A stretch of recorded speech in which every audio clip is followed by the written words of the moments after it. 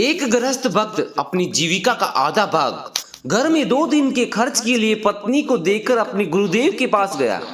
2 दिन के बाद उसने अपने गुरुदेव को निवेदन किया कि अब मुझे घर जाना है। मैं धर्म पत्नी को 2 ही दिन का खर्च दे पाया हूँ। घर खर्च होने से मेरी पत्नी व बच्चे कहाँ जाएंगे, कहाँ खाएंगे।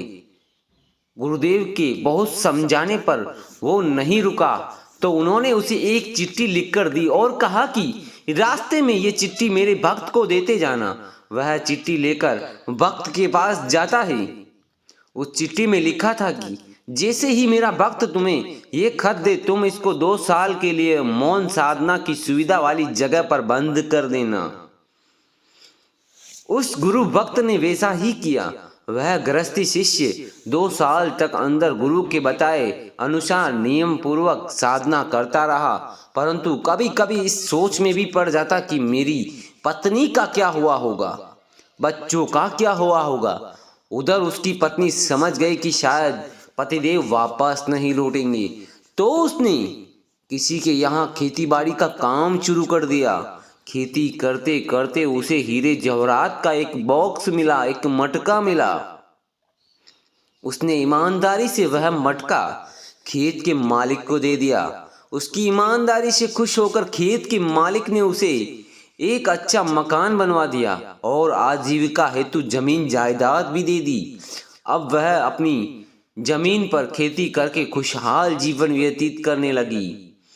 जब वह शिष्य 2 साल बाद घर लौटा तो देखकर हैरान रह गया और मन ही मन गुरुदेव की करुणा कृपा के प्रति कृतज्ञता व्यक्त करने लगा कि सदगुरु ने मुझे यहाँ अंधकार मतलब अहंकार मुक्त कर दिया।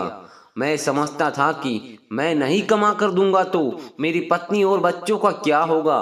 करने वाला तो सब परमात्मा है, लेकिन झूठ अहंकार के कारण मनुष्य समझता है कि मैं करने वाला हूँ।